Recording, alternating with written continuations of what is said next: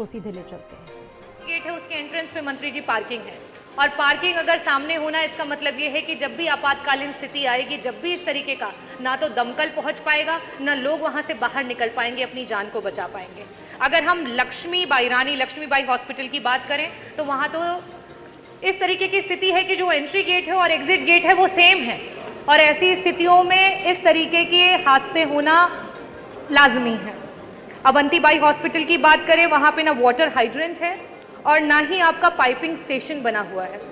अगर हम भौराव देवरास हॉस्पिटल की बात करें, वहां पर भी बिल्डिंग में कोई भी फायर फाइटिंग जो है सुविधाएं अवेलेबल नहीं।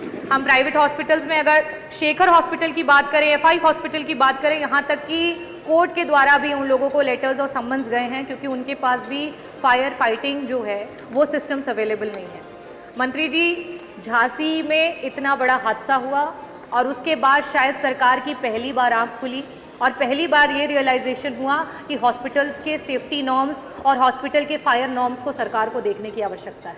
और उसके बाद आपके बीच में ये आंकड़े हैं, मैं चाहूँगी कि जब मैं बैठूं और उसके बाद मंत्री जी को, क्योंकि जब भी मैंने सवाल उठाए हैं मंत्री जी ना जाने क्यों बहुत उत्तेजित हो जाते हैं और कई बार अपने शब्दों पे संयम भी नहीं रख पाते हैं।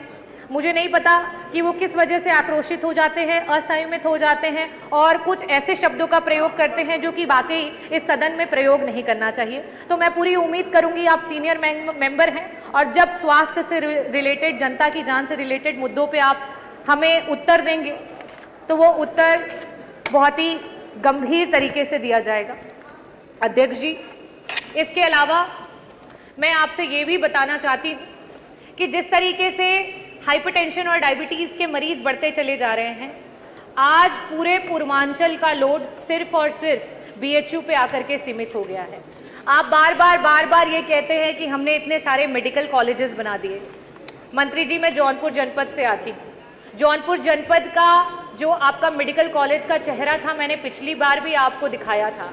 साथ ही साथ वहाँ का पड़ोसी जिला आजमगढ़ है, उसका चेहरा भी मैं आपको दिखाऊंगी और बहुत सारे मेडिकल कॉलेजेस हैं। मेरा सिर्फ ये कहना है कि ये आपको भी पता है, ये हमें भी पता है कि आज जो गंभीर बीमारियों से पीड़ित हमारे मरीज हैं, उनके पास जाने के लिए कोई जगह नहीं है। आज वहाँ पे डिस्ट्रिक्ट हॉस्पिटल्स तक से पेशेंट्स को रेफर कर दिया जाता है और कहीं ना कहीं सरकार इतनी कमजोर हो गई है कि वो नेग्लिजेंस को कंट्रोल नहीं कर पा रही है। जो डॉक्टर सरकारी अस्पतालों में काम कर रहे हैं, वो अपने मरीजों को वहां से प्राइवेट इंस्टीट्यूशंस में लेकर के जा रहे हैं और उस पे सरकार अंकुश नहीं लगा। तो अस्पतालों का